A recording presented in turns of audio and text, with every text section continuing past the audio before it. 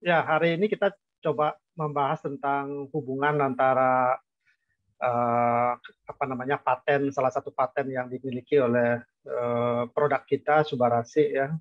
Bagaimana dengan apa namanya pencegahan, boleh dibilang begitu ya, terhadap satu kasus yang belakangan ini kan semakin meningkat juga kasusnya di Indonesia gitu. Jangan-jangan nanti ada risiko penyebaran yang demikian masif juga yang ada dan terjadi lonjakan yang ketiga ataukah mungkin nanti yang selanjutnya lagi gitu. Jadi alangkah baiknya memang kita sudah prepare dari awal bagaimana kita mau meningkatkan daya tahan tubuh lah gitu. Intinya begitu. Oke, itu singkatnya begitu. Eh, Mungkin teman-teman sudah tidak sabar untuk mendengarkan, bisa langsung dimulai aja dok, silakan. Ya, ya oke, makasih. Selamat sore Bapak Ibu, ya ketemu kembali. Saya sangat mengapresiasi Bapak Ibu yang sudah konsisten juga terus mengikuti acara seminar medis ini. Ya, kita akan bahas satu materi yang mungkin juga buat kita hal yang boleh dibilang baru, tapi juga tidak baru amat gitu ya. Nah, tapi karena kasusnya sudah masuk ke Indonesia, jadi mau tidak mau kita juga harus memperhatikan apa upaya yang harus kita lakukan ya untuk supaya kita tidak terkena gitu. Ya, kalaupun misalnya kita kena, misal ya, jadi apa upaya kita yang bisa kita lakukan? Nah, itu yang harus yang akan kita sharing pada sore hari ini ya. Uh, Oke, mungkin sudah kelihatan ya. Nah, Bapak Ibu yang kita tahu penyebaran COVID-19 ini kan sudah seluruh dunia ya, hampir sudah merata di seluruh dunia. Ada laporan-laporan uh, mengatakan bahwa kasusnya semakin hari semakin meningkat begitu, dan belakangan ini memang dengan pemberitaan yang demikian masif bahwa ada satu varian yang baru yang muncul dan ini menyebabkan peningkatan ulang lagi kasus COVID-19 di beberapa negara dan bahkan sudah melebar ke lebih dari 100 negara ya termasuk di Indonesia. Nah, ini memang penyebarannya demikian masif dan cepat ya akibat dari pergerakan dari apa namanya dari manusia ya, artinya perpindahan orang dari satu negara ke negara lain itu demikian cepat karena ada penerbangan dan transportasi yang lainnya. Nah, satu sisi yang kita takutkan adalah bahwa infeksi yang ditimbulkan, ya, jangan-jangan ini akan menimbulkan satu hal yang sama yang terjadi di beberapa belahan dunia, termasuk di Indonesia, terjadi lonjakan-lonjakan kasus COVID-19 lagi yang menyebabkan terjadinya chaos pelayanan kesehatan, rumah sakit penuh, kekurangan oksigen, obat-obatan, dan lain sebagainya. Dan belum lagi nanti hubungannya dengan kematian yang tinggi. Ini kita hindari. Nah, yang kita ketahui sekarang bahwa COVID-19 ini kan memiliki gejala-gejala yang bervariasi ya, dari satu pasien-pasien yang lain, jadi tidak semua juga memiliki gejala-gejala yang seperti ini, malah ada yang memang tidak bergejala sama sekali. Ya, pada umumnya memang gejala-gejalanya adalah berupa demam ya ataukah pernah demam begitu ya, flu, pilek, batuk, sakit tenggorokan ya, kemudian gejala-gejala yang tidak khas lainnya seperti mual, muntah, diare dan ya dan sebagainya. Nah, ini gejala umum ya, tapi ada sebagian dari penderita yang tidak merasakan gejala yang seperti ini yang kita sebut sebagai orang tanpa gejala. Nah, orang tanpa gejala inilah yang saat ini hampir dimiliki oleh varian Omikron ini ya, karena disampaikan oleh peneliti bahwa memang varian Omikron ini memiliki gejala yang hampir dibilang ringan, oleh karena persentase gejala yang muncul pada penderita itu umumnya adalah batuk dan pilek gitu ya, pada batuk dan pilek, batuknya ini pun batuk kering ya. Nah, bedanya dengan yang varian delta kan lebih lebih jelas dan lebih keras dari sisi keluhan yang disampaikan oleh pasien ya. Khasnya itu adalah ada penurunan penciuman yang kita sebut sebagai anosmia, ya, ataukah penurunan pengecapan. Jadi orang pada saat mengalami infeksi Delta, varian Delta kemarin itu banyak yang mengeluhkan ada penurunan penciuman dan penurunan pengecapan. Jadi itu khasnya. Nah, sekarang untuk yang Omikron ini lebih ringan, hampir tidak ada mengalami gejala yang seperti di varian Delta, lebih banyak pada batuk dan pilek. Nah, batuk dan pilek ini kan adalah gejala-gejala yang hampir sama dengan flu, ya, penyakit virus flu, ya. Nah, sekarang bagaimana kita bisa nanti bisa membedakan apakah gejala yang saat ini misalnya kita dapatkan memiliki gejala saya kok batuk dan pilek ya. Nah, apa ini gejala-gejala awal dari Omikron ataukah saya sudah terkena Omikron ataukah memang saya terkena flu gitu. Nah, itu. Ya, tapi mungkin saya sedikit jelasin ya tentang varian Omikron ini Bapak Ibu, bahwa varian Omikron ini kan varian yang ditemukan di Afrika Selatan ya. Ya, Afrika Selatan itu di akhir November ya, 24 November dilaporkan oleh Departemen Kesehatan di sana ada satu varian yang mulai merebak di sana. Ya, pemberian nama Omikron ini kan memakai abjad dari Yunani ya. Jadi sebenarnya pengucapannya bukan Omikron ya, tapi ada dua pengucapan yang cara orang Yunani mengucapkan ya, keren gitu. Ya, jadi saya juga tidak fasis sekali, tapi itulah di dalam pembacaannya Kron itu dibaca crane gitu ya. Nah, Omikron ini adalah abjad yang ke-15 ya dari abjad Yunani. Nah, memang pemberian nama-nama dari virus COVID ini memakai memang abjad Yunani variannya. Ya, jadi kita kenal dari alfa, beta, gamma, ya, kemudian delta, epsilon dan sebagainya ya, sampai nanti ke yang sekarang ini huruf yang ke-15 yang kita sebut sebagai Omikron. Inilah yang dipakai oleh WHO ya dalam pemberiannya. Oke, kita balik lagi ke masalah gejala. Bagaimana kita bisa membedakan gejala COVID-19 varian Omikron ini dengan gejala flu? Ya.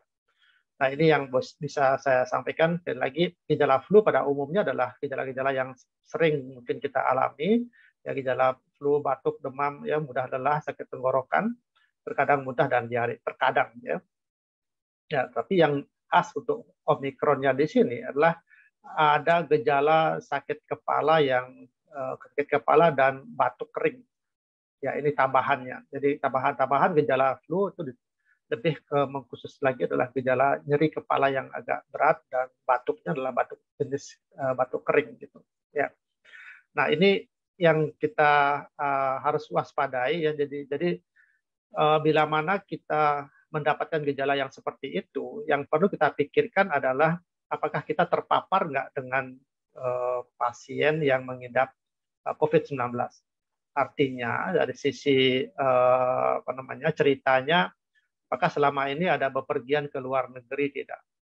Ya, karena yang selama ini kita dapatkan adalah bahwa orang-orang yang bepergian ataukah pernah bepergian dari satu negara yang memiliki tingkat kasus Omikron yang tinggi itu membawa mendapatkan infeksi di sana, dan pada saat pulang ke Indonesia dilakukan swab PCR, kemudian hasilnya adalah positif.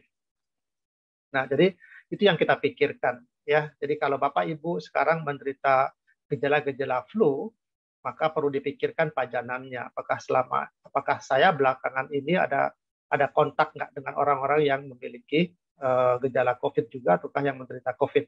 Kalau itu terjadi, maka segera lakukan isolasi, ya, segera lakukan isolasi mandiri, begitu, artinya terpisah dulu dari keluarga, kemudian lakukan pemeriksaan PCR. Itu yang harus kita lakukan. Itu kalau nanti misalnya hasilnya adalah positif, ya, PCR-nya positif, ya, berarti gejala-gejala yang muncul pada saat itu adalah memang gejala COVID ya. Tetapi apakah variannya ke arah Omikron ataukah varian yang lain, nanti akan dilakukan pemeriksaan lebih lanjut. Ya. Nah, saya sedikit menceritakan tentang faktor penentu dari penularan ya. Jadi ini pernah saya sampaikan di pertemuan yang lalu ya. Paling penting bahwa penularan COVID-19 ini pada populasi itu tergantung dari banyaknya interaksi antara agent ya, kemudian host atau penjamu dan lingkungan ya. Jadi agent ini adalah penyebab dari infeksi itu, kemudian host ini adalah yang dikenai, yang diserang begitu, dan faktor lingkungan. Ya.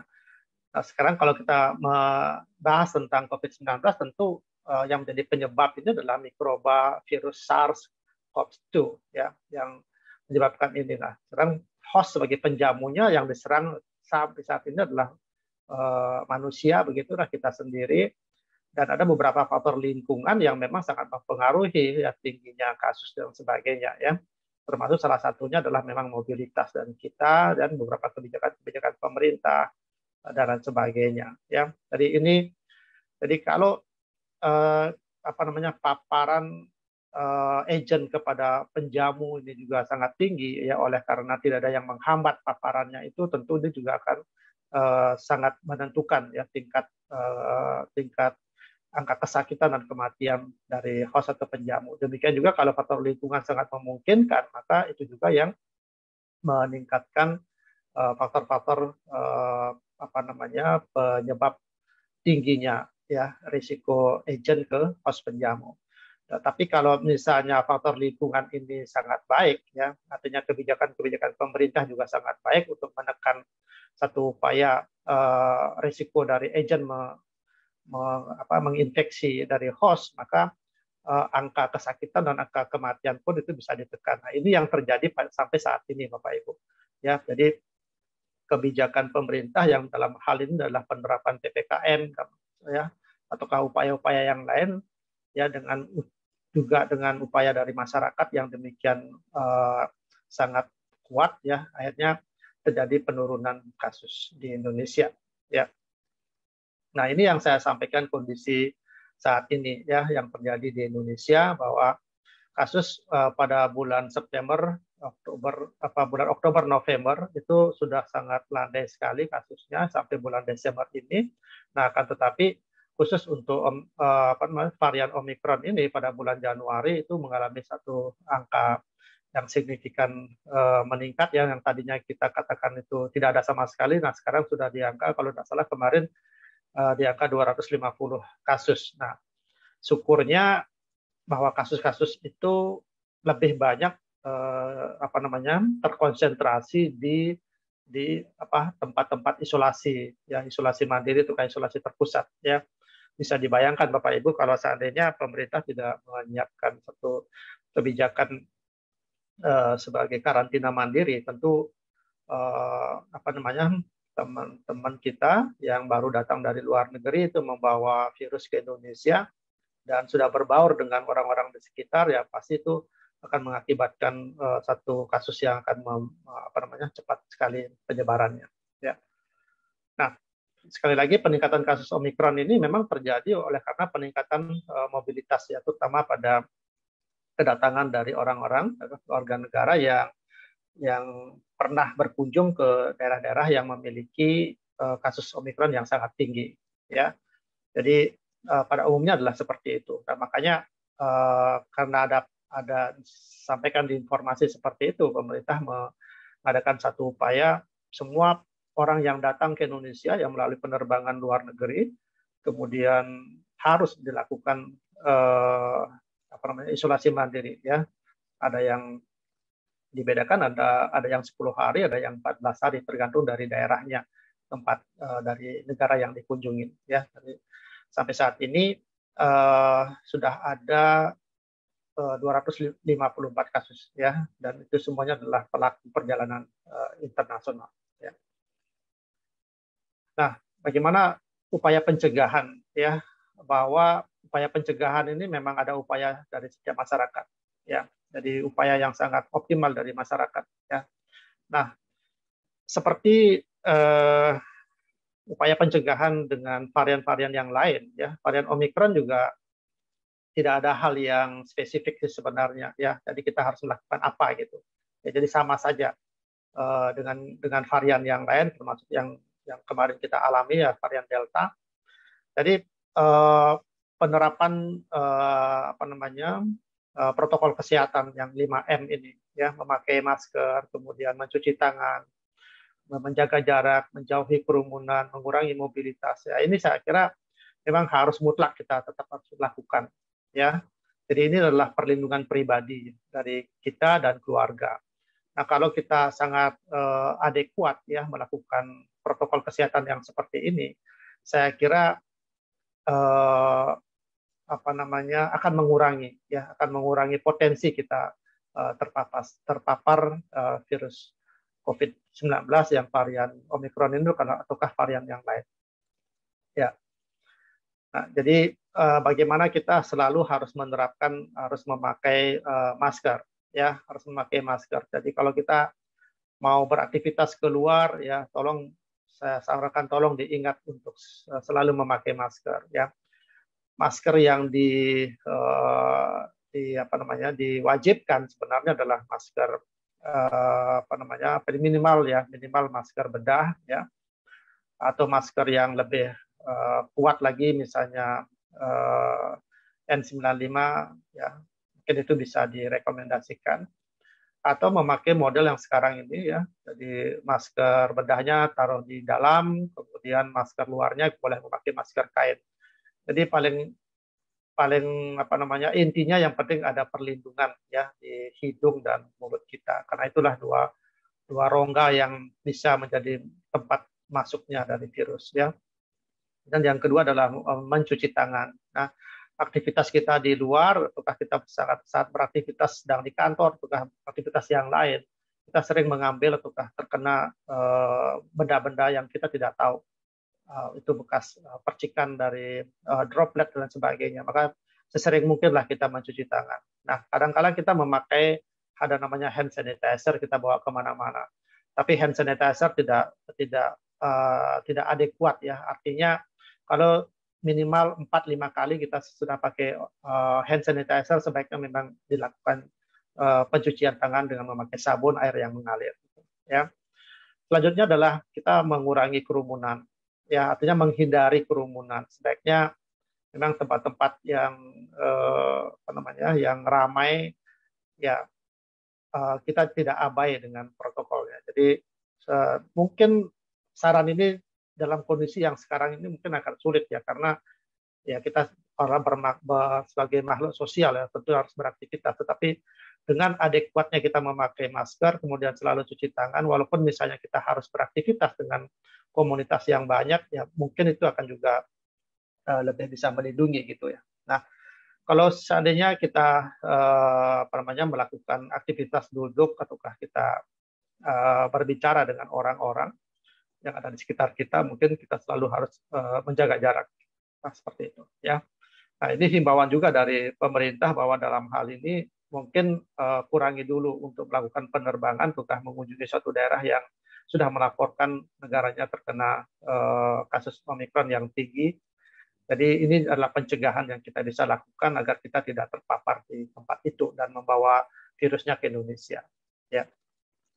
Nah, seperti tadi saya sampaikan Bapak Ibu, ada strategi dari pemerintah yang sudah dilaksanakan. Yang pertama adalah bahwa semua orang yang baru datang dari luar negeri itu harus menjalani karantina. Ada yang 10 hari, ada yang 14 hari, malah sekarang sudah diperpendek lagi ya, 7 hari dan sebagainya. Itu tentu kebijakan-kebijakan itu harus diambil berdasarkan data-data ya. Jadi kita tidak mengatakan ini keputusan pemerintah kok berubah-berubah, tidak. Jadi memang berubah ya, sesuatu yang kekal itu kan perubahan. Tapi perubahan ini kan harus mengacu pada data-data sekali lagi ya. Dan yang kedua adalah sudah dilaksanakannya vaksinasi yang demikian masif oleh pemerintah Indonesia, dan saya sih berharap Bapak Ibu semua dalam hal ini mungkin sudah menyelesaikan ya vaksinasi yang kedua ya. Jadi dengan upaya kedua ini pasti akan sedikit banyak memberikan satu dampak yang positif ya terhadap risiko penularan dari COVID-19.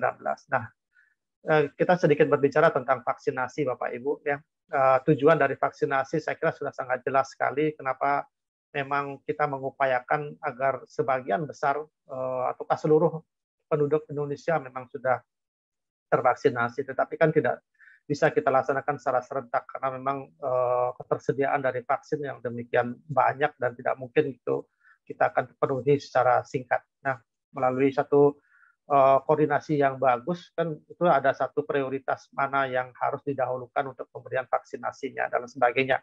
Dan saat ini kan terjadi adalah pemberian vaksinasi untuk anak-anak kan ya, anak-anak umur 6 sampai 12 tahun. Jadi nah kenapa mereka yang mendapatkan vaksinasi yang terakhir ya karena ada hubungannya bahwa anak-anak itu memiliki daya tahan tubuh yang masih yang paling kuat, orang bilang seperti itu ya.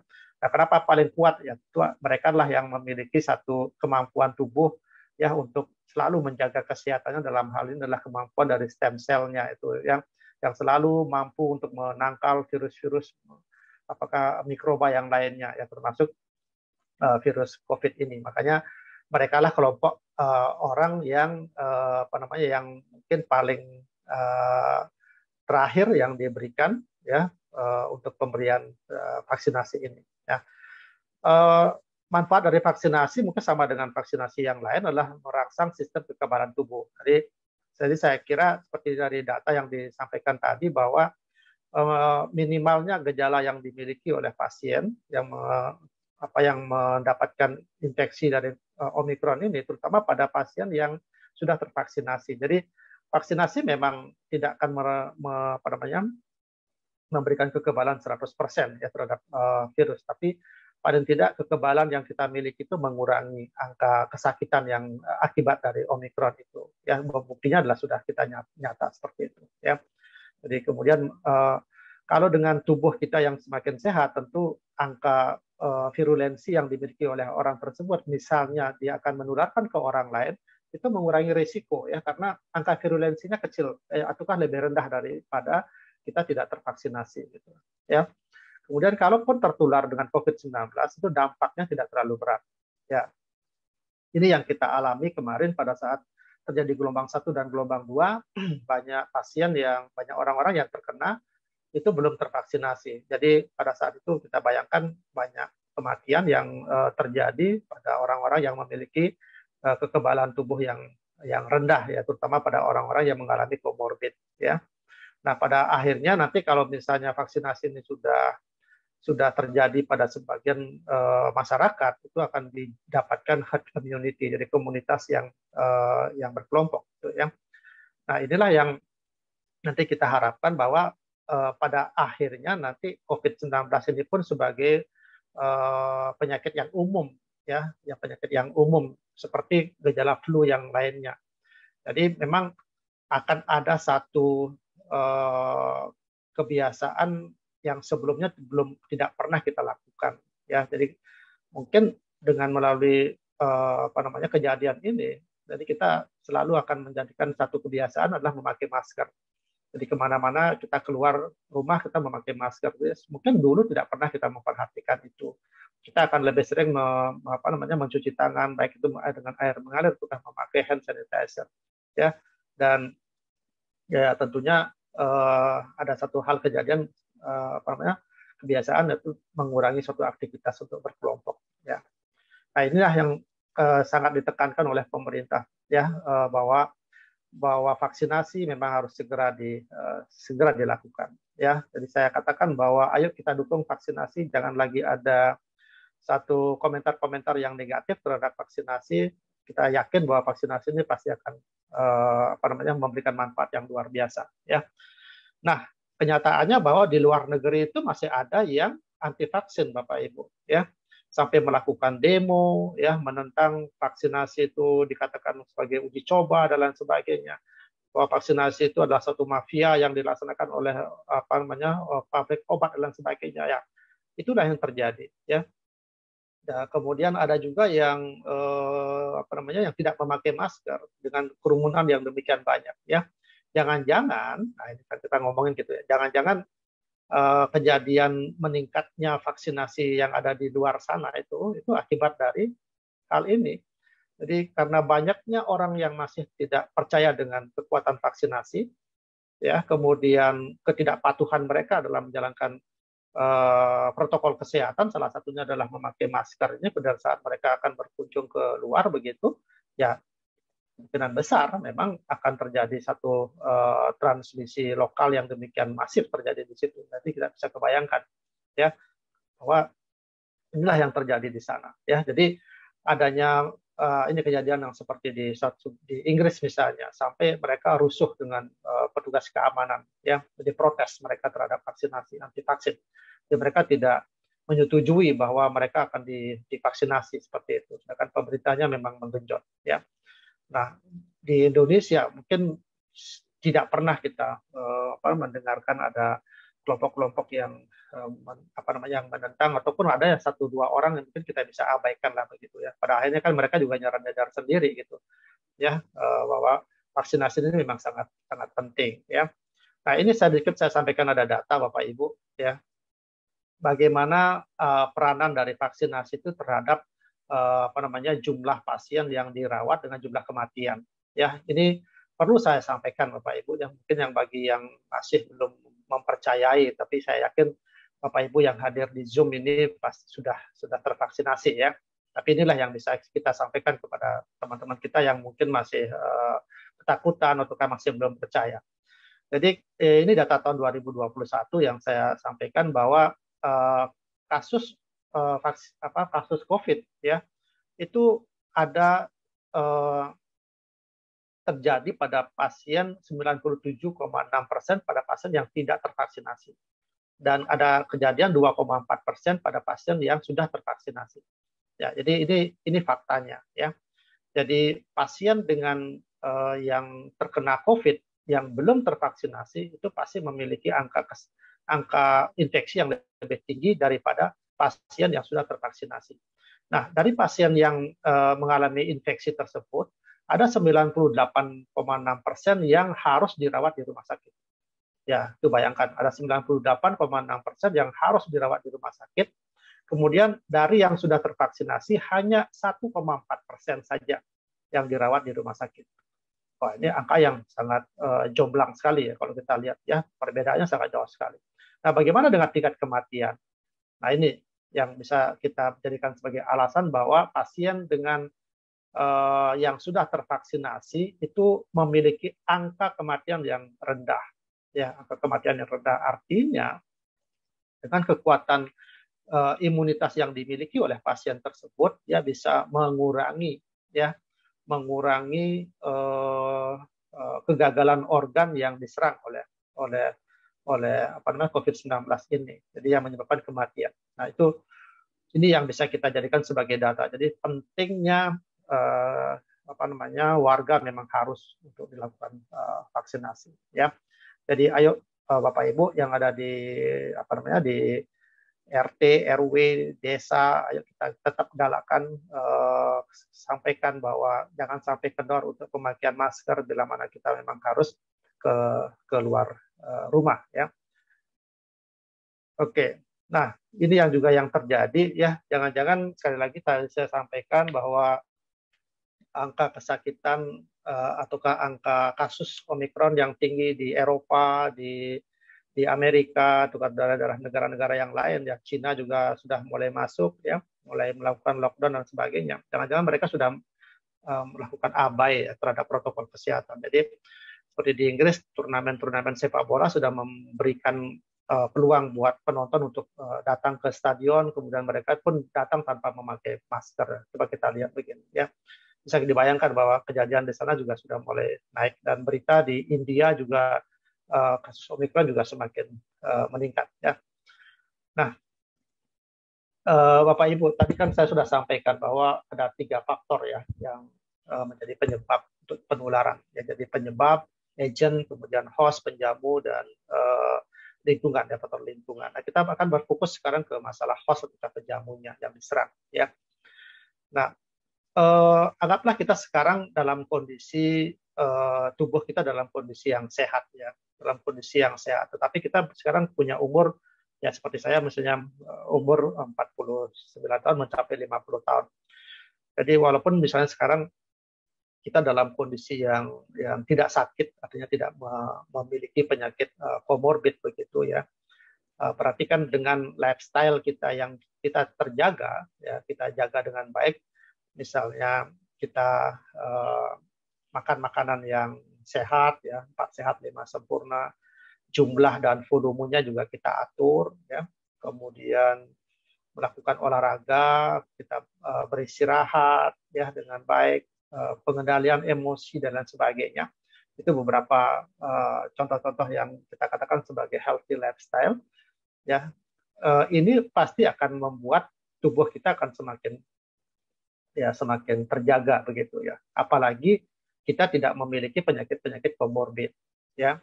Nah, dengan kondisi yang seperti ini ya, dengan kondisi yang seperti ini tentunya kita meyakini bahwa daya tahan tubuh kita terhadap mikroba itu pasti akan meningkat.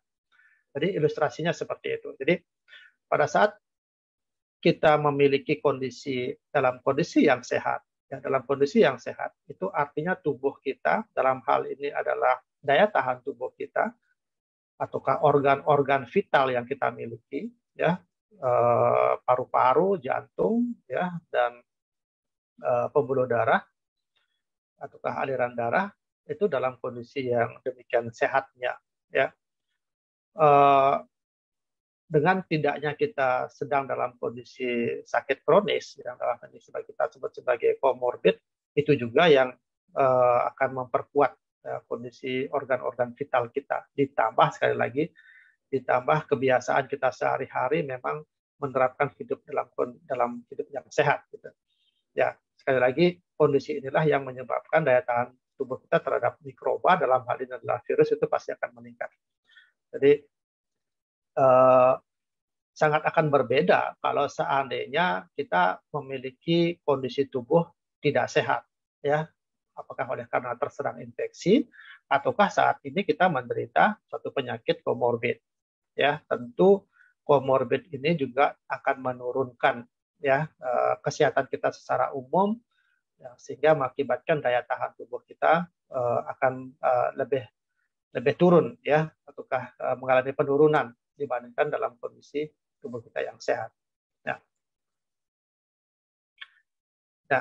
Nah, tadi saya selalu bilang bahwa tubuh kita memang memiliki kemampuan untuk meregenerasi sel, Bapak Ibu. Ya, jadi pada saat usia saya misalnya umur 50 tahun sampai dengan kondisi yang seperti saat ini, memang tubuh kita pun sama-sama memiliki kemampuan untuk regenerasi sel. Tetapi kemampuan regenerasi sel itu semakin lama semakin menurun, ya, dalam artian bahwa organ-organ yang mengalami penurunan fungsi akibat dari kematian dan kerusakan sel itu tidak semuanya bisa tergantikan, oleh karena jumlah stem sel kita memang semakin lama memang semakin menurun, ya. Itulah yang mengakibatkan bila mana sel-sel kita tidak bisa mulai diperbaiki, organ-organ vital kita sudah mengalami kelemahan, maka kita akan jatuh pada kondisi yang sakit gitu ya. Jadi sekali lagi regenerasi sel itu sangat penting sekali Bapak Ibu ya. Regenerasi sel itu sangat penting sekali. Dari mana itu kita bisa dapatkan? Ya tentunya tubuh kita memang harus dalam kondisi yang sehat. Dari mana tubuh kita bisa sehat? Perhatikan asupan makanan, asupan minuman ya yang kita terima oleh tubuh ini harus memberikan satu manfaat yang positif ya. Artinya memberikan kondisi yang baik secara tubuh secara umum maupun organ-organ vital kita secara khusus gitu ya. Jadi organ paru-paru kita jangan kita rusak dengan kebiasaan-kebiasaan kita. Ya, organ jantung kita jangan kita rusak dengan kondisi kesehatan misalnya kita tidak kalau kita sekarang ini misalnya memiliki penyakit hipertensi ya harus kita obati hipertensinya. Kalau kita memiliki penyakit kolesterol ya kita harus obati kolesterolnya. Kalau kita memiliki kebiasaan merusak paru-paru, misalnya kita selalu merokok misalnya dalam jumlah yang banyak setiap hari, ya tentu kita harus berani mengatakan kita stop rokok dan sebagainya. Nah itulah yang harus kita lakukan bila mana kita memang ingin bahwa tubuh kita akan kembali ke kondisi yang sehat, sehingga regenerasi selnya tuh bisa untuk bekerja secara optimal. Gitu, ya.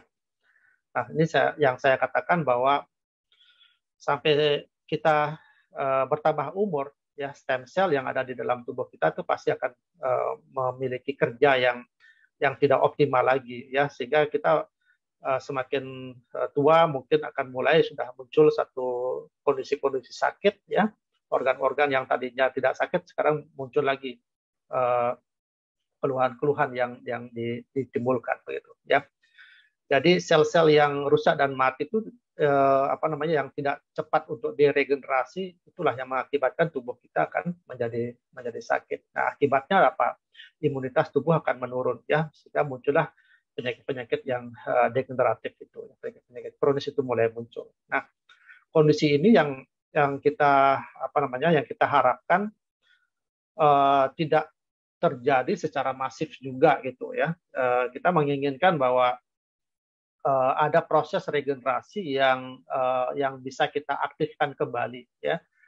Menginginkan bahwa tugas dari stem cell ini bisa berperanan lebih aktif lagi pada tubuh kita, ya, sehingga sel-sel yang mati itu bisa akan segera diperbaiki, ya, bila mana tergantikan, ya, dengan sel-sel yang baru misalnya, ya, ataukah sel-sel yang rusak itu diperbaiki, ya, dengan sel-sel yang lebih baru lagi, yang lebih muda lagi gitu, ya. Ataukah susunan sel misalnya tidak bagus, itu akan dilakukan regenerasi lagi, yang menyusun kembali bentuknya dan lain sebagainya, ya. Kemudian ada rehabilitasi, ada rejuvenation. Nah, inilah kita inginkan bahwa tugas stem cell dalam tubuh kita itu kembali ke jumlah yang optimal, kemudian kerjanya juga sangat yang lebih maksimal lagi. Ya, harapannya bahwa kondisi kita yang sekarang ini bisa menjadi lebih sehat, ya, seperti 40 tahun, umur kita 40 tahun, mungkin seperti 30 tahun yang tadinya kita dalam kondisi yang masih optimal. Itu yang kita harapkan. Nah, ini akan sangat berbeda kalau kita dalam kondisi yang mengalami penyakit komorbid saat ini. Ya, tentu upaya yang kita lakukan pasti akan 2 kali lebih berat. Ya, karena apa? Karena harus kita meredakan kasus komorbidnya terlebih dahulu, ya, kemudian juga kita harus memperbaiki organ-organ yang tidak terkena dari kasus komorbid itu. Jadi upayanya adalah 2 kali. Nah, ini yang nanti bisa akan menjawab pertanyaan-pertanyaan dari Bapak Ibu, ya, yang mengatakan dosis saya berapa sih harusnya. Nah, kembali lagi ke pertanyaan Bapak, saat ini ada menderita sakit ataukah menderita komorbid, tidak.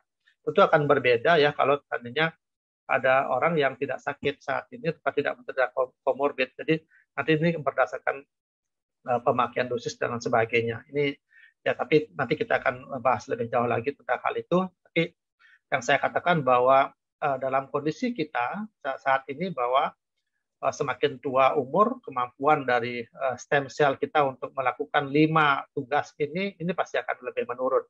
Nah, tentunya pada saat kondisi yang sekarang ini, mungkin beberapa upaya kita sudah lakukan, Bapak Ibu, ya. Yang paling pertama tadi yang katakan bahwa lifestyle itu harus kita lakukan.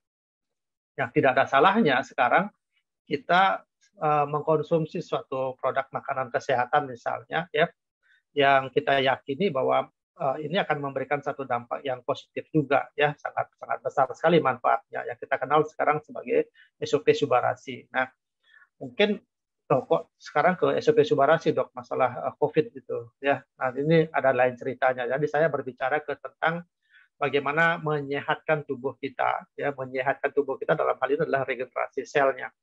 Oleh karena SOP Subarasi yang kita kenal sebagai makanan kesehatan superfood ini, ya, memiliki sekian banyak ingredient, ya, yang masing-masing ingredient ini sudah memiliki paten sendiri-sendiri, ya, paten sendiri-sendiri, dan penggabungan dari ingredient inilah yang memberikan manfaat yang luar biasa pada tubuh kita, yang dapat segera untuk meningkatkan kesehatan kita, ya. Nanti kita akan berbicara tentang marine placenta ini, ya. Jadi salah satu kandungan yang ada dalam Subarasi adalah marine placenta yang kita kenal sebagai salmon ovary peptida ini, ya, yang kemarin pada waktu peluncuran pertama kan dalam bentuk SOP 100, ya. Jadi marine placenta ini kan terinspirasi dari kehebatan plasenta manusia yang dipakai oleh tetua-tetua kita dulu, ya. Diyakini bahwa mampu untuk melakukan penyembuhan penyakit yang berat seperti itu. Nah, ini yang diinspirasi muncullah makanan kesehatan yang Marine Placenta ini. Ya, jadi Marine Placenta ini adalah membantu proses regenerasi sel dan mengaktifkan kembali stem cell yang tidak aktif. Ya, kita tahu bahwa stem cell yang tidak aktif itu terjadi pada umur 20 tahunan. Yang ini coba kita aktifkan dengan memberikan satu makanan kesehatan sehingga mereka akan bekerja lebih optimal lagi. Nah, di mana pada Marine Placenta kita lihat bahwa kandungan dari asam aminonya demikian banyak dan lengkap ya, dengan kandungannya lebih besar dibandingkan dengan human placenta dan placenta rusa. Coba kita lihat. Jadi inilah yang diyakini. Saya kira ini tidak bisa kita sanggah lagi oleh karena yang menyampaikan ini adalah satu research yang laboratorium yang sudah terkenal ya di Jepang. Karena ini juga tidak main-main untuk mengeluarkan angka ini. Jadi ya nggak usah kita pertentangkan gitulah ya.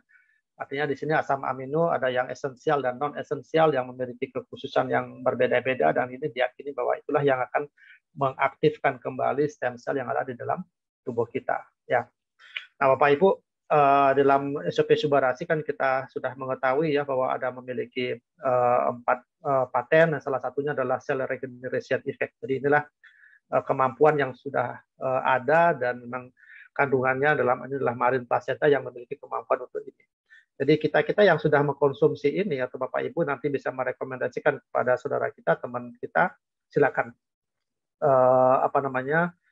bila mana memang mereka berkeinginan untuk mencari satu alternatif produk yang bisa untuk meningkatkan kesehatan kita, ya jangan ragu-ragu untuk memberikan informasi bahwa SOP Subarasi ini memang sangat paten sekali untuk meningkatkan kesehatan kita, terutama adalah untuk regenerasi sel kita ya.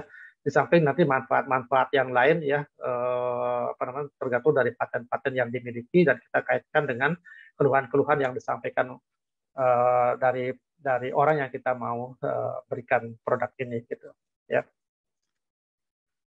Nah, jadi hasil yang kita inginkan setelah kita memberikan SOP Subarasi misalnya ya. Jadi saat ini kita sedang mengkonsumsi Subarasi, kita mendapatkan manfaatnya, baik itu untuk yang terapi yang diinginkan ya, satu keluhan misalnya satu penyakit ya, itu bahwa terjadi proses regenerasi sel. Nah, karena tubuh kita kan tersusun dari sel ya, maka tidak ada satu istilahnya bahwa Subarasi ini adalah untuk satu penyakit tertentu. Nah, jadi memang tidak. Jadi sekarang kita berbicara tentang Omikron juga, Subarasi memang bukan obat untuk Omikron gitu ya, tetapi secara umum mengatakan bahwa Subarasi yang kita konsumsi ini adalah mampu untuk meningkatkan daya tahan tubuh kita dari sisi regenerasi selnya begitu ya. Dengan kemampuan lagi dia meningkatkan aliran darah ya di dalam tubuh kita, maka pembentukan sel-sel baru yang ada di dalam tubuh kita pasti akan memiliki satu fungsi yang akan luar biasa. Oleh karena apa? Sel yang baru tumbuh itu pasti akan menginginkan ada asupan makanan ataukah nutrisi yang bagus juga dari yang didapat dari aliran darah. Nah, bagaimana mungkin kalau seandainya nutrisinya yang dibawa oleh aliran darah masuk ke sel tersebut akan bagus, baik ataukah bermutu, kemudian asupan oksigennya juga bermutu, akan menghasilkan sel yang bagus? Tidak mungkin. Ya, jadi sel yang baru yang terbentuk dari stem cell tersebut kalau ingin berkembang membentuk satu susunan organ itu harus disupport oleh aliran darah yang lancar, yang di mana darah ini akan membawa nutrisi, akan membawa oksigenasi. Ya, nah ini yang akan membuat perkembangan sel tersebut dalam membentuk organ itu akan semakin sehat juga. Secara otomatis bahwa organ-organ yang membentuk tubuh kita itu pasti akan lebih bagus lagi, lebih baik lagi dalam menjalankan fungsinya. Jadi secara umum kita katakan bahwa tubuh kita akan menjadi lebih sehat, ya. Dan tubuh yang sehat pasti akan memberikan daya tahan infeksi terhadap COVID-19 akan lebih tinggi. Apalagi kita tambah lagi dengan menjalankan protokol kesehatan. Nah, itu kesimpulan yang dapat saya sampaikan, Bapak Ibu. Jadi intinya adalah yang pertama protokol kesehatan harus tetap kita jalankan, ya, aturan-aturan pemerintah tetap kita jalankan. Misalnya kita bepergian dari luar negeri datang ke Indonesia harus kita lakukan karantina, silakan karantina. Pasti kita sudah melakukan vaksinasi, tidak mungkin kita pergi ke luar negeri tanpa vaksinasi, ya. Kemudian tetap jaga tubuh kita dalam kondisi sehat. Kalau kita menderita COVID-19 pasti apa namanya, angka kesakitan pasti kita akan rendah. Pada saat sekarang ini kita menderita komorbid, segera lakukan terapi untuk komorbidnya sehingga tidak akan mengganggu daya tahan tubuh kita. Dalam hal ini nanti menghindari infeksi COVID biar tidak terlalu berat. Ya, itu mungkin yang bisa saya sampaikan pada sore hari ini. Saya kembalikan ke Pak Angga. Kita bisa mulai dengan tanya jawab barangkali.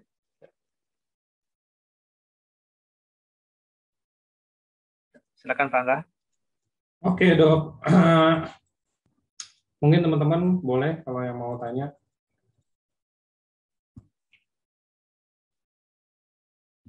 Mungkin pertanyaan yang lain juga boleh ya, Pak Angga ya. Betul.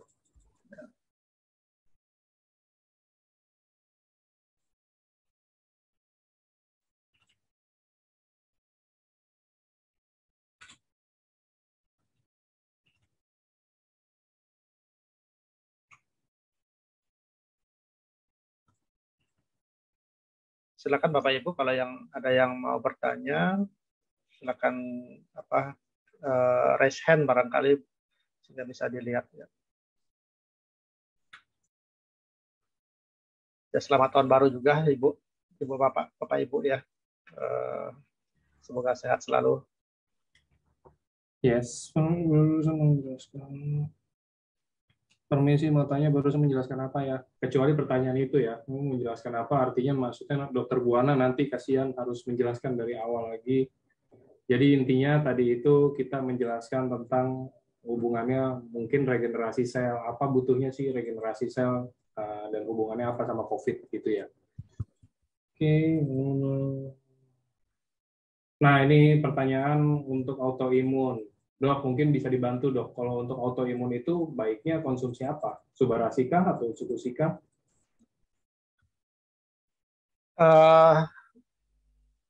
Ya, karena di autoimun itu kan memang pada peningkatan imunitas kita yang tidak terkendali, boleh dibilang begitu. Jadi imunitas kita menganggap bahwa tubuh kita ini kan musuhnya gitu. Ya, jadi yang paling bisa untuk menekan itu adalah kita harus mempergunakan produk-produk yang bisa untuk menekan imunitas itu ya.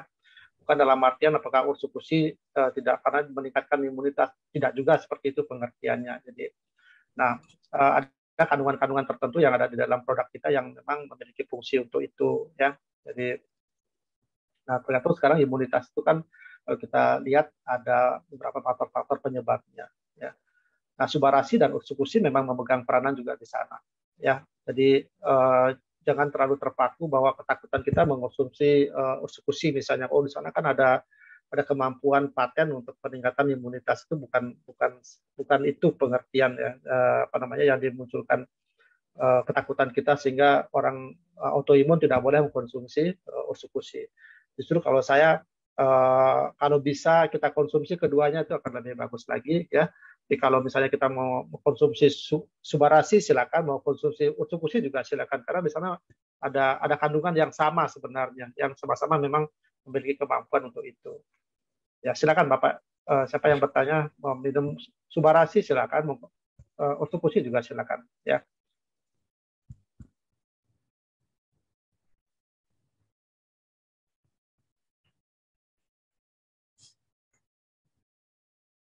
Oke, ada juga yang tanya dok, kalau tangan sering kesemutan, itu baiknya Subarasi atau Utsukushi? Dan mungkin bisa dikasih penjelasan ilmiah, lumrahnya normalnya itu kesemutan karena apa dok? Apakah emang Ya. faktor usia atau apa?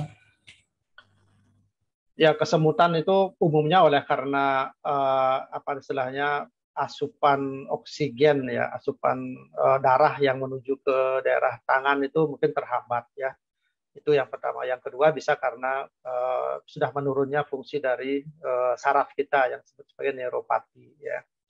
Jadi itu aja sih gininya apa namanya yang menjadi yang bisa kita jelaskan secara umum lah gitu ya. Nah, jadi kalau kita ingin mengkonsumsi yang mana ya kita tergantung sekarang penyebab dari uh, kesemutannya itu oleh karena apa gitu ya. Kan bisa aja karena tangan kita tertekan begitu oleh karena beban kan juga bisa semutan ya. Nah, ini mungkin yang dimaksud ini karena kesemutannya terlalu terlalu lama dan bukan disebabkan oleh karena itu ya. Nah, kalau saran saya adalah memulainya bisa dengan SOP Subarasi karena di sana kita bisa melakukan regenerasi sel ya, bisa meningkatkan aliran darah ke sana ya, harapannya akan ada perbaikan pada kesemutan itu ya. Jadi kalau dengan kondisi yang seperti ini ya, misalnya akibat dari diabetes juga bisa menyebabkan kesemutan ya, ataukah terjadi neuropati ya, ataukah peradangan pada daerah saraf begitu bisa, atau kelemahan pada daerah saraf di tangan juga menyebabkan begitu. Nah, kalau kondisi-kondisi yang seperti ini paling cocoknya memang SOP Subarasi. Oke, masalah generasi sel.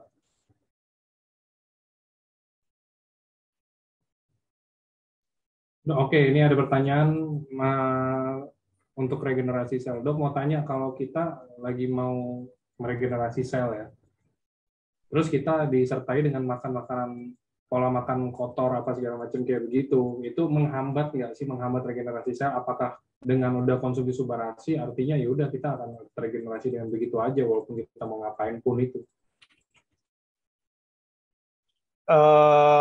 Menghambatnya karena makanan tersebut berdampak yang tidak bagus pada organ ya. Jadi organ yang seharusnya tidak terkena dampak dari makanan tersebut itu pasti akan berdampak. Nah, kalau dia berdampaknya negatif, tentu kerusakan pada organ tersebut kan pasti akan lebih cepat terjadi. Nah, kemampuan untuk regenerasi selnya pasti akan lama kan untuk memulihkan kondisi seperti itu ya. Yang kedua, bisa juga makanan-makanan yang kita makan itu bisa akan menyebabkan kematian dari stem cell yang lebih banyak lagi. Nah, akibatnya apa? Ya, jumlah stem cell yang semakin menurun, kemampuan untuk regenerasi selnya juga kan pasti menurun juga itu. Ya itulah yang saya katakan bahwa kalau kita memang menginginkan adanya satu regenerasi sel yang lebih optimal dalam tubuh kita, yang kita konsumsi adalah makanan-makanan yang memang baik sekali untuk itu, ya, untuk jumlah membantu jumlah dari stem cell, meningkatkan, mengaktifkan kembali stem cell dan tidak mengganggu ya organ-organ tubuh kita di dalam ya. Nah, itu yang bisa kita lakukan.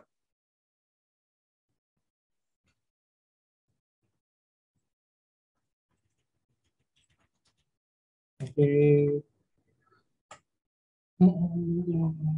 Dok, kalau untuk ibu hamil, sebenarnya usus aman nggak? Karena banyak yang takut saat hamil karena ada pineapple ekstraknya.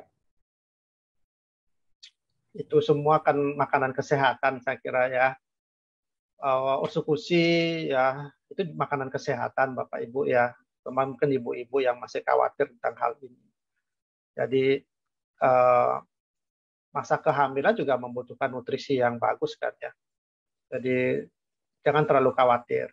Nah, kalau kekhawatirannya terlalu terlalu sangat mengganggu sekali, kemudian ibu memang menginginkan bahwa konsumsinya ini memang dia diharuskan, ya mungkin bisa melewati pada kehamilan trimester pertama ya, karena pada trimester pertama kan memang pembentukan organ-organ ya, kalau seandainya itu sangat dikhawatirkan akan mengganggu pertumbuhan itu ya, tinggal begitu aja sih yang bisa kita lakukan.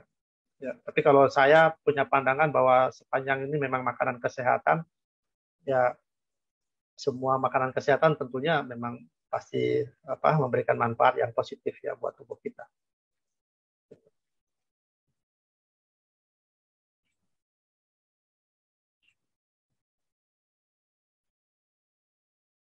Oke.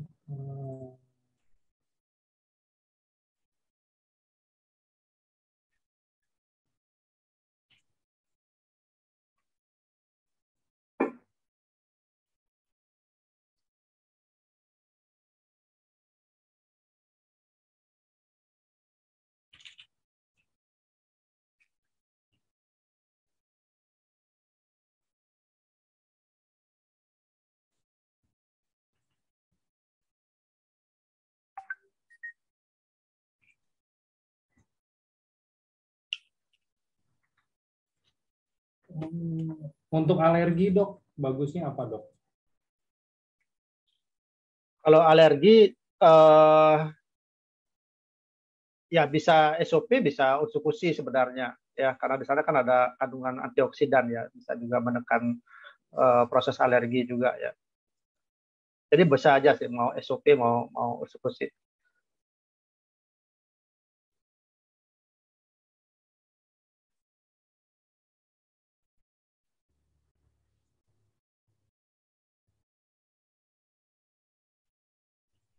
Kalau untuk anak di bawah 2 tahun yang ada eksim, apakah bisa dibantu dengan rutinin usukusi dok?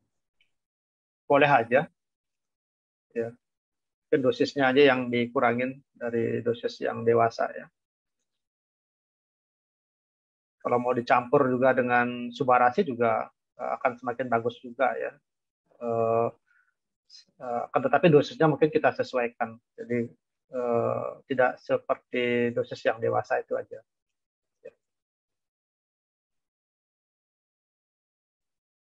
Oke.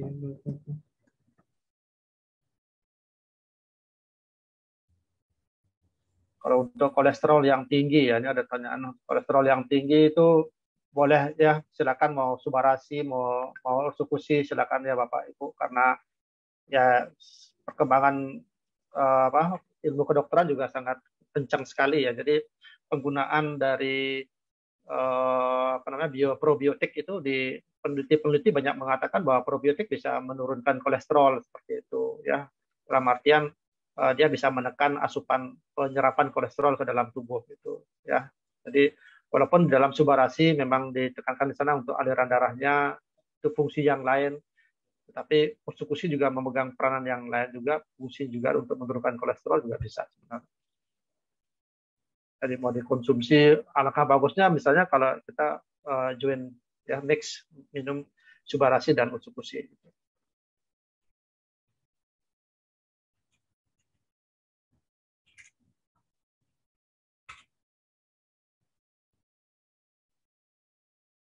Oke dok, kenapa ya dok sebenarnya?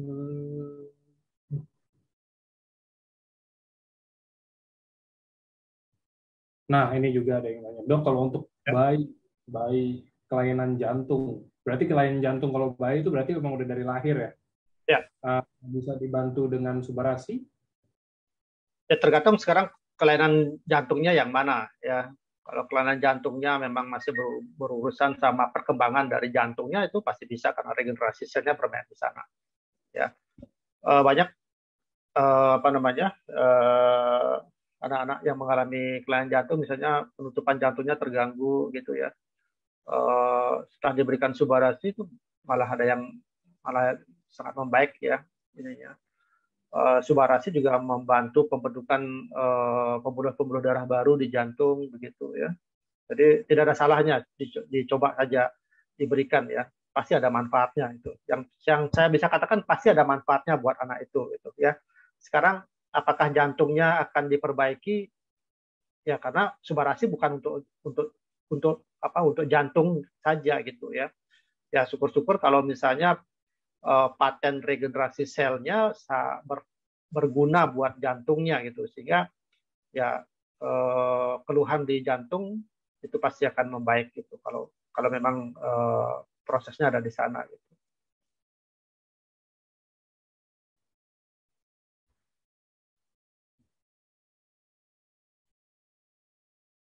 Oke. Dok, kalau untuk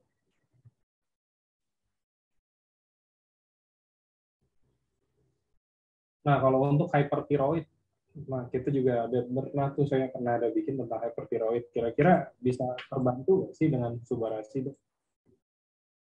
Kalau hipertiroid yang ditambah dengan benjolan yang besar di leher ya, kalau kalau untuk mengecilkan benjolannya itu tidak ya, karena itu memang harus diangkat gitu ya, itu memang harus diangkat benjolannya. Jadi pembesarannya itu karena secara estetik sangat tidak bagus, kemudian bila mana terlalu besar juga akan mengganggu organ di dalam ya, bisa mengganggu organ pernapasan, saluran pencernaan juga bisa.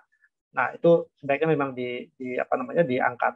Nah, setelah diangkat itu terapi dari Subarashi ini bisa akan memberikan manfaat ya untuk menyeimbangkan kembali ya apa namanya kondisi hormon dari tiroidnya itu sehingga tidak menjadi hipertiroid lagi gitu.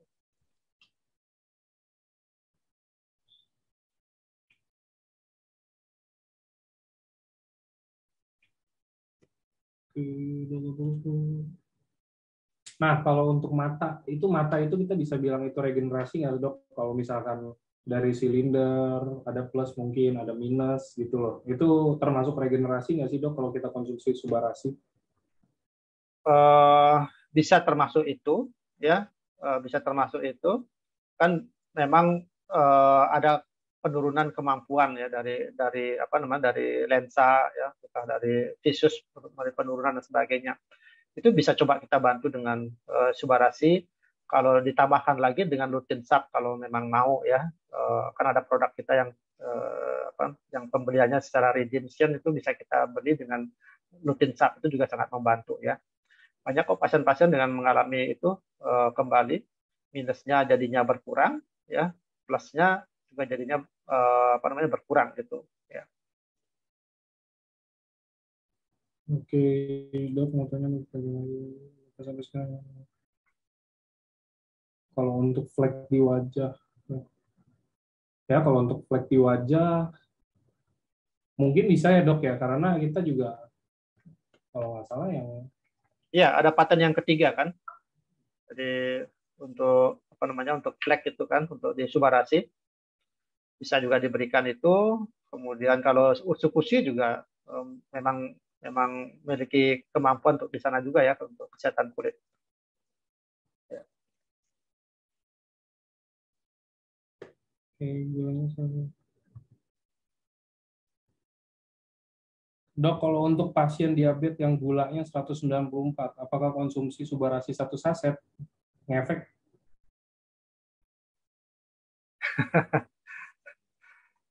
Ya, kalau saran saya boleh dicoba dengan 1 saset dulu ya. Kemudian lakukan diet yang sesuai dengan kondisi saat ini gitu ya. Ya harapannya itu akan membantu gitu ya.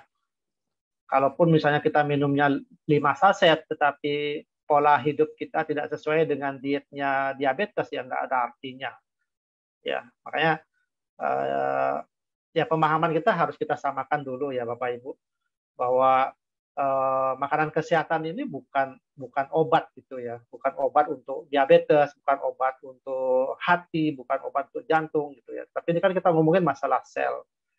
Nah, tentu gaya hidup kita juga kita harus perbaiki ya. Dalam hal ini gaya hidup yang selama ini menyebabkan kita menderita sakit jantung, menderita diabetes itu harus kita perbaiki ya supaya hasilnya bisa optimal. Jadi produk Subarashi ini itu mensupport ya memberikan manfaat bila mana aktif apa lifestyle kita dalam menjaga kesehatan kita itu juga kita apa namanya kita tingkatkan dia gitu. Jadi kebiasaan-kebiasaan yang mengganggu itu juga kita harus hentikan dan sebagainya gitu. Ya.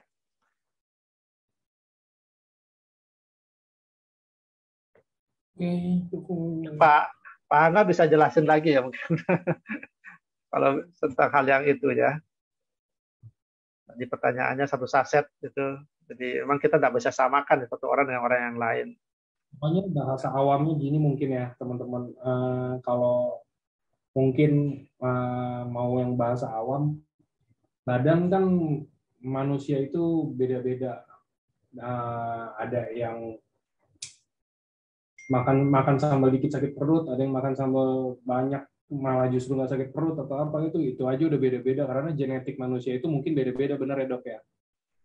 Jadi, Ya. karena genetik yang beda-beda itulah berhubungan dengan mungkin keperluan-keperluan eksternal dari nutrisi-nutrisi yang teman-teman butuh sebenarnya. Jadi kayak mungkin kalau kita sama nih, kayak saya dan dokter Buana penyakitnya sama, mungkin gangguan kesehatannya sama, tapi saya mungkin konsumsi satu, ya saya membaik gitu loh, pulih. Tapi Kalau dokter Buana konsumsi 1 nggak pulih, dia harus konsumsi 2 atau 3. Nah, itu aja kan udah beda. Ya. Jadi mungkin kayak begitulah penjelasannya. Jadi karena genetik beda-beda. Jadi saya harus tanya ke siapa dong kalau saya tanya di sini? Ya, kalau misalkan kayak begitu, ada lebih baiknya sih mungkin emang ke dokter dulu aja sih. Maksudnya kalau emang belum ke dokter, mungkin bisa ke dokter dulu untuk ngecek apa segala macam. Kalau misalkan emang sudah dan mau konsumsi aja, eh, kita bisa coba lah. Maksudnya kan ini kan kita juga nggak ada rugi. Ini bukan obat, ini bukan racun juga yang kita makan. Ya nggak masalah kan, nggak ada masalahnya. Kita untuk coba dulu. Oh mungkin saya coba dulu 1, oh kagak ngaruh nih 1. Oh yaudah saya naikin 2. Oh iya 2 saya mulai membaik ya kondisinya atau apa. Nah kan itu jadi teman-teman yang trial and error sendiri. Tapi bedanya ini errornya nggak ada resikonya. Nggak kayak kita, oh saya kalau coba makan 5 sekaligus nanti saya keracunan. Nggak begitu juga ceritanya sih. Ya. Karena ini obat itu emang diciptakan obat itu untuk menyembuhkan satu penyakit, tapi mungkin karena namanya judulnya udah obat ya, ini bukan menjelek-jelekan obat, cuman kita semua emang butuh obat. Saya juga kalau sakit minum obat kok, bukan yang nggak minum obat. Kalau obat itu, kalau yang saya baca sih artikel, obat itu tuh dia nggak menyembuhkan penyakit. Obat itu memindahkan. Tadinya misalkan saya pusing, saya konsumsi obat pusing, ya udah pusingnya hilang, tapi muncul di tempat lain. Contoh kalau saya kebanyakan, mungkin ginjalnya kena atau apa gitu, saya nggak tahu ya.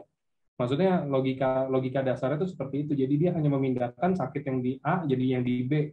Ya nanti udah muncul penyakit B kita hajar obat lagi. Jadi muncul di C atau apa. Jadi kayak komplikasi berantai gitu loh. Nah jadi alangkah lebih baiknya kalau misalkan kita konsumsi yang alami-alami aja, yang nggak ada efek samping, yang bukan menyembuhkan juga, yang membantu membantu pemulihan. Karena pemulihan penyakit itu kalau bahasa biasanya tuh pemulihan penyakit itu kalau menurut saya sih semuanya dari pola pikir, dan akan sehari-hari, dari istirahatnya juga, dari gaya hidupnya juga. Nggak semena-mena harus, oh iya nih saya konsumsi subarasi, saya tadinya kayak begini so saya konsumsi subarasi nggak jadi apa-apa tuh, saya nggak berubah jadi apa-apa. Mau berubah jadi apaan, jadi Spider-Man? Kan tetap harus Ya. kita dibarengi dengan pola hidup yang sehat ya dok ya. Betul. Maksudnya sehat, makanan sehat, istirahat yang cukup, apa segala macam gitu-gitu kan. Terus saya lama-lama sekolah medis juga nih. Iya, karena saking saking terus-terusannya berdiskusi dengan dokter kan. Iya. Iya, Tapi Mas. memang benar ya, benar tadi disampaikan sama Pak Angga ya. Jadi bahasa awamnya lah seperti itu ya. Jadi kita memang tidak bisa samakan kondisi saya, misalnya sama-sama menderita, kayak tadi lah Pak Angga bilang menderita diabetes gitu ya. Ya saya sama umurnya sama, tapi di dalam tubuh saya kan tidak sama dengan Pak Angga. Ya apa yang terjadi? Mungkin hati saya sudah diganggu, pembuluh darah saya sudah terganggu. Ya mungkin di Pak Angga karena masih kuat kondisinya, mungkin dia tidak terganggu gitu. Jadi mungkin kebutuhan saya pasti lebih tinggi daripada Pak Angga gitu. Ya banyak faktor sih yang kita mau jelasin ya selesai-selesai kalau kita menceritakan tentang itu. Yang penting yakini bahwa produk ini memang sangat bagus untuk membantu kesehatan kita itu ya. Dan kita dengan doa kita apa namanya mudah-mudahan apa yang kita harapkan untuk perbaikan apa namanya apalagi dengan kesembuhan begitu yang kita harapkan itu terjadi kan itu mukjizat ya. Bukan mukjizatnya bagaimana tapi ya maksudnya produk ini memiliki paten ya, yang patennya itu bisa kita bisa jelaskan secara ilmiah begitu dan itu bisa terjadi pada tubuh kita ya itu yang kita bilang sebagai mukjizat itu ya. Yes. Saya ingin membantu menjawab ini Pak, nggak ada Pak Putut Purnomo ya. Ini harus Ya. saya jelaskan sedikit ya tentang ini karena ada pertanyaannya dok untuk terapi penyakit SOP Subarasi apakah bisa tunggal atau juga diperlukan terapi pengobatan lain untuk dengan penyakitnya. Nah ini ya tadi kan Pak Aga selalu bilang kan tadi bilang sempat juga menyatakan kalau saya sakit saya minum obat. Ya memang betul. Ya kalau memang sakitnya spesifik misalnya ya sakitnya sakit kepala gitu ya sakit kepala ya oleh karena memang sedang stres gitu ya ataukah karena tekanan pada emosional gitu ya kita turunkan eh, penyebab-penyebab yang menyebabkan sakit kepala itu. Ya, pertama kita harus berikan obat yang bisa menurunkan itu. Ya. Kita minum obat sakit kepala. Nah, apakah boleh saya saat itu minum Subarasi? Ya, Subarasi pada saat itu tidak memberikan sebagai obat tunggal untuk sakit kepala gitu. Nanti jangan-jangan disalahin nanti. Saya udah minum Subarasi kok sakit kepala saya nggak hilang-hilang gitu. Jangan jangan memakai begitulah ya. Nah, akan tetapi ada memang satu kondisi saat kita minum Subarasi, ada kondisi kesehatan kita yang bisa diperbaiki gitu ya. Nah, jadi pertanyaan jawaban saya adalah Bapak saat ini mau kombinasi dengan obat silahkan ya, tetapi dengan penggunaan Subarasi ini bukan untuk penyakit-penyakit yang memang apa namanya memang bisa disembuhkan dengan obat. Ya, jadi kalau memang penyakit tersebut memang ada obatnya, ya seperti hipertensi misalnya, ataukah diabetes misalnya, itu kan memang ada obatnya, ya. Nah, Subarasi ini adalah pendamping, jadi bukan menggantikan terapi utama. Jadi itu pengertiannya Bapak Ibu, ya. Nah, yang memang kita harapkan adalah pada saat dia ada melakukan pendampingan, lambat laun obat utamanya itu bisa kita kurangi. Ya, baik dari sisi jumlahnya, ya maupun dari sisi dosisnya kita kurangi. Ya, syukur-syukur pada akhirnya obat tersebut bisa kita tinggalkan. Dan yang kita konsumsi adalah makanan kesehatan ini yang memang memberikan dampak yang lebih bagus gitu ya. Bukan hanya satu manfaat, tapi banyak manfaat yang bisa kita dapatkan ketimbang kita mengkonsumsi obat. Ya, kalau kita mengkonsumsi obat yang kita dapatkan adalah hanya menurunkan keluhannya saja, menurunkan gejalanya saja. Tapi manfaat yang lain mungkin kita tidak dapatkan. Tapi dengan mengkonsumsi Subarasi, mengkonsumsi Ursukusi dengan demikian banyak manfaatnya, kandungan-kandungan ingredientnya demikian memberikan manfaat, dengan satu produk ini kita bisa mendapatkan manfaat yang lebih banyak. Ya, itu harapan saya. Ya. Itu mungkin jawaban dari Pak Putut Purnomo ya, karena beliau minta Ya, segera untuk ini. jadi tujuannya bukan untuk kayak ini ya teman-teman, maksudnya iya konsumsi Subarasi pasti sembuh atau apa. Ini saya ngeri loh kayak begitu. Banyak banget masih yang ngomong kayak begitu. Kadang-kadang kayak kemarin kita ada salah satu, saya lupa deh ini. Oh iya, ada salah satu orang kasih testimoni, dia live Instagram terus masuk. Oh iya bagus, ini semuanya bisa buat stroke bisa sembuh. Waduh, banget bahasanya tuh kayak begitu. Maksudnya ya oke, kita bahasanya mungkin diganti membantu pemulihan atau apa-apa gitunya Ya. loh. Maksudnya bukan 100% fix sembuh kan enggak juga. Cuman kita membantu, tetap kita ini pendukung sih. Maksudnya tetap utamanya itu ya kalau misalkan kita ke dokter kan pasti dikasih obat untuk menyembuhkan. Nah, obat itu emang untuk menyembuhkan bahasanya ya. Menyembuhkan, nah tapi kita ini ada untuk mungkin tadinya teman-teman konsumsi 10 tablet, contoh ya, saya nggak tahu nih penyakit apa, misalkan harus konsumsi obat 10 tablet, tapi dengan karena konsumsi ada Subarasinya juga, jadi konsumsinya ngurang. Jadi mungkin 7, oh iya udah sebulan lagi tiba-tiba ngurang lagi jadi 5, oh iya sebulan lagi ngurang lagi jadi 3. Lama-lama nggak konsumsi obat karena bukan anjuran dari EFC-nya, bukan, tapi kan dari teman-teman tahu sendiri dong, maksudnya butuh nggak sih kayak itu dari 10 obat itu ada obat pusing, obat mah, obat untuk lambung, obat untuk susah buang air contohnya. Terus tiba-tiba teman-teman setelah 1 bulan konsumsi Subarasi, oh saya buang airnya udah lancar. Ya masa teman-teman masih mau minum sih, ya kan enggak dong, gitu kan. Maksudnya kan gitu aja. Kan Ya. makin lama satu persatu makin dihilangkan, satu persatu makin berkurang, lama-lama mungkin dari susah buang air besar, oh mah saya udah biasa aja nih, udah nggak sakit gitu kan.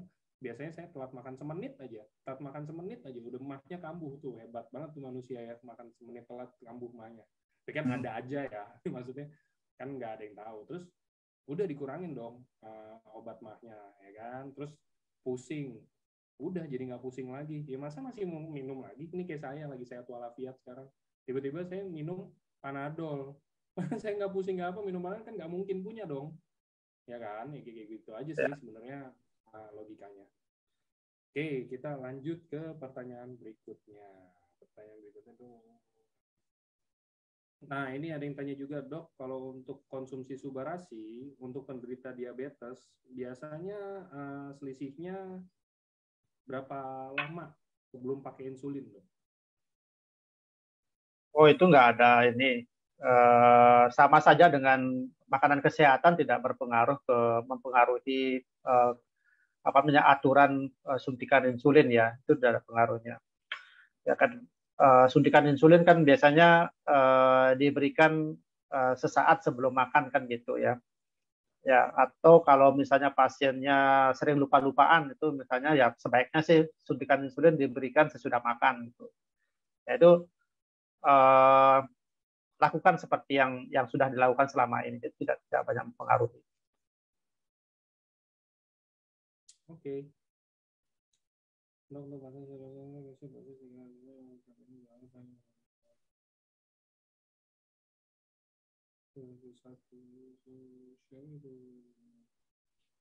Nah, ini juga ada, Dok.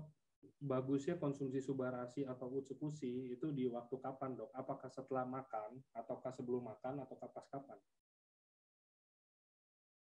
Ya, tergantung dari pasiennya.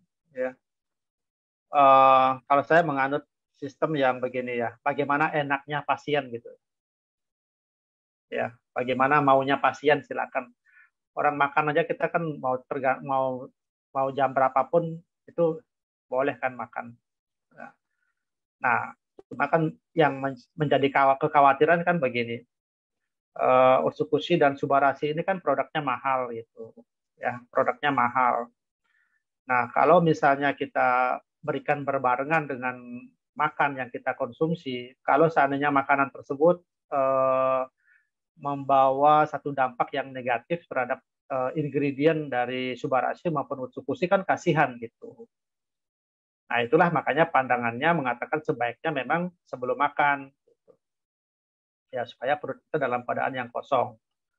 Nah, yang jadi kendala adalah bagaimana kalau pasiennya menderita gangguan di lambung misalnya, atau kalau misalnya dia tiba-tiba kalau misalnya mengkonsumsi Subarashi yang dari sisi perasaan tidak nyaman gitu ya, oleh karena ada sedikit gangguan dari sisi rasa gitu ya. Kemudian dia muntahin misalnya gitu. Nah, itu kan jadinya membuat produk ini terbuang jadinya gitu. Nah, makanya saya katakan jangan dipaksakan harus diminum sebelum makan gitu misalnya. Ya, kita lihat kondisi dari pasiennya. Kalau dia mengatakan saya lebih nyaman sesudah makan, ya udah kasih aja sesudah makan. Ya, tapi ada yang mengatakan enggak, saya harus sebelum makan, ya silakan sebelum makan. Jadi nggak ada aturan yang pasti, ya. Cuman secara alasan saja yang tadi saya katakan, ya. Jangan-jangan konsumsi makanan yang kita barusan konsumsi itu pada saat dia bercampur di lambung dengan Subarasi misalnya, itu mengganggu efek dari ingredient Subarasinya. Makanya nanti yang kita harapkan tidak sesuai dengan yang kita inginkan. Itu. Ya, makanya disarankan diminum dalam perut dalam keadaan kosong. Oke. Itu penjelasannya.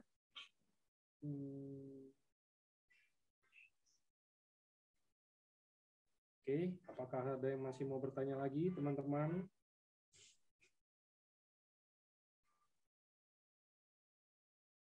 Ada kemarin member nanya ke saya Pak Angga, ya, tentang leukemia gitu ya, tentang leukemia apakah boleh konsumsi Subarasi ya. Saya katakan ya itu sangat boleh ya, sangat boleh, silakan dikonsumsi. Dok, boleh nggak minum Utsukushi? Silakan gitu ya. Artinya gini, leukemia itu kan penyakit yang cukup berat ya, penyakit yang cukup berat. Secara umum kondisi tubuh itu pasti akan terganggu. Ya, asupan makanan juga terganggu, aktivitas, stres dan sebagainya itu pasti akan mengganggu kesehatan tubuh kita secara umum. Nah, sedangkan Subarasi dan Utsukushi ini kan makanan kesehatan. Kalau kalau saat itu pasien tersebut bisa menerima artinya bisa mengkonsumsi secara optimal masuk ke dalam tubuh kita, pasti akan memberikan manfaat. Ya, pasti akan memberikan manfaat. Syukur-syukur leukemianya bisa ditekan misalnya efeknya. Ya, syukur-syukur obat-obatan yang dikonsumsi selama ini bisa dikurangin. Itu sudah sangat rasa syukur yang sangat dalam sekali. Ya, setelah kita konsumsi Subarasi maupun Utsukushi ini. Ya, saya kira itu jawaban yang mungkin yang paling bijak ya, yang saya bisa sampaikan ya. Jadi jangan khawatir Bapak Ibu. Ya, konsumsi subarasi jangan terlalu khawatir, kita jangan nanti akan begini, nanti akan begitu, ya. Coba hilangkan kesan-kesan yang seperti itu, ya. Kekhawatiran ini kan muncul oleh karena jangan pandangan kita mengatakan bahwa subarasi usukusin adalah suatu obat. Ya, tentu kalau ngomongin obat, ya, di dalamnya itu pasti akan ada kontraindikasi, ya, ada ngomongin tentang efek samping dan sebagainya, ya. Itu yang kita khawatirkan. Ada tekanan-tekanan jangan tidak diperbolehkan pada orang hamil, tidak diperbolehkan pada apa namanya, pada anak-anak, misalnya antibiotika tertentu memang tidak boleh, ya. Memang itulah obat. Tapi yang ini kan ini makanan kesehatan. Ya, semua makanan terkandung semua ingredient yang ada di dalam subarasi dan usukusi itu juga terkandung di makanan yang kita konsumsi. Ya, mungkin kita tidak, karena makanan yang kita makan itu tidak ada yang meneliti, maka kita tidak akan tahu apakah kandungannya. Bahwa ternyata semua kandungan yang ada dalam subarasi dan usukusi itu adalah sebagian besar juga ada dalam makanan yang kita makan. Ya, contoh ini, kita seringkali makan sayur brokoli misalnya. Kita seringkali makan yogurt misalnya. Loh, di subarasi dan di usukusi juga ada itu juga kok. Nah, itu. Nah, jadi apa bedanya? Apa yang kita takutkan? Nah, itu, ya. Jadi itu mungkin memberikan sedikit penjelasan ke Bapak Ibu, ya, yang sampai saat ini masih khawatir kalau saya minum ini jangan-jangan begini, jangan-jangan begitu, nanti takut begini, takut begitu, ya. Cobalah kita kita apa namanya? Jangan terlalu banyak inilah stres ngurusin masalah yang itu gitu. Ya. Itu aja barangkali Pak Anda. Oke. Oke.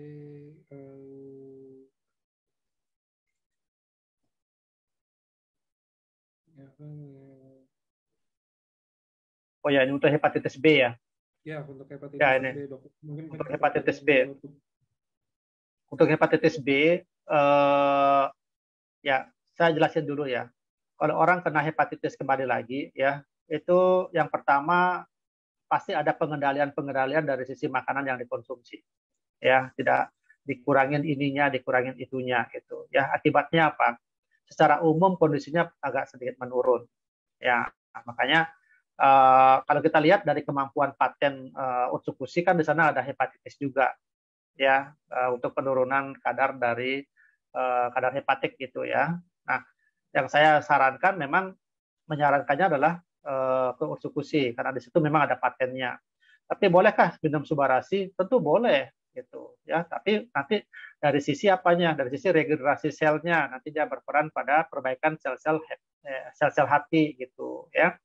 Perbaikan regenerasi sel dari sisi asupan darahnya yang menuju ke hati akan lebih sehat lagi gitu, ya. Nah, kemudian penekanan dari virusnya itu nanti ke Utsukushi nanti dia berperanan gitu, ya. Seperti itu pola pikir kita. Jadi untuk hepatitis B yang paling utama memang ke Utsukushi, ya. Tapi kalau boleh lagi konsumsi subarasi untuk lebih memberikan optimal. Oke, Ya, siap kalau gitu. Oke, dokter, mungkin sampai situ aja. Ini ada yang kasih masukan, kalau bisa next tolong dibahas hidup sehat dari sisi makanan atau apa. Boleh, dok. Ini boleh banget sih topiknya. boleh, Ini boleh. kita Ya, bahas tentang makanan kesehatan ya, dok ya. ya, ya. Jadi maksudnya nanti Jadi juga bisa dikasih tahu mungkin dari sisi dari dokter Buana juga, kayak mungkin makanan sehat kan nggak hanya selalu subarasi, utsukushi atau sensei kalau Anda minum sensei ya. Nggak harus selalu dari subarasi ya, atau ya. utsukushi gitu ya. Banyak hal-hal lain juga yang menunjang ya, mungkin nanti kita bisa pertimbangkan untuk itu jadi topik selanjutnya. Keren, thank you Pak Henry. Nah, nanti akan dilakukan. Nanti saya dan dokter Buana akan susun acaranya. Oke, thank you buat dokter dan thank you juga buat Makasih. teman-teman semuanya yang udah meramaikan acara hari ini. Semoga membantu ya. Tadi banyak, kita sengaja hari ini dokter Buana kemarin udah pesan ke saya slide-nya nggak mau panjang-panjang. Kita hari ini tanya jawabnya banyakin aja. Jadi teman-teman puas tanya jawabnya. Tapi mungkin tetap nggak bisa Tidak semuanya. bisa semuanya. Yes, Ya. karena bukannya nggak mau dibacain juga sih, cuman kadang-kadang beberapa pertanyaan yang mengulang gitu loh, jadi udah terjawab sebelumnya. Nanti teman-teman bisa lihat rekaman ulangnya, ini ada di Facebooknya juga, Facebook Life Science, dan atau teman-teman sekarang yang nonton di Facebook thank you juga udah hadir. Gitu aja sih ini tanggal 8 ya, semoga udah 8 hari di 2022 teman-teman masih tetap sehat terus dan kedepannya bakal sukses. Dan jangan lupa kita ada acara di Jogja tanggal 20 ya kan.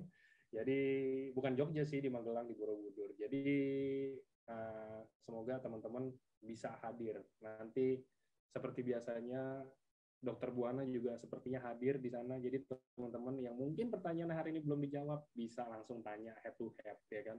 Dok, saya sering tanya nggak dijawab. Nah tuh, udah tuh ngobrol deh berdua. Ya, ya. Oke, thank you dokter juga. Ya, semoga semuanya sehat, Pak Angga juga sehat ya semuanya. Terima kasih. Terima kasih semuanya. Selamat sore. Thank you. Selamat sore. Selamat sore. Izin live ya. Siap, Dok.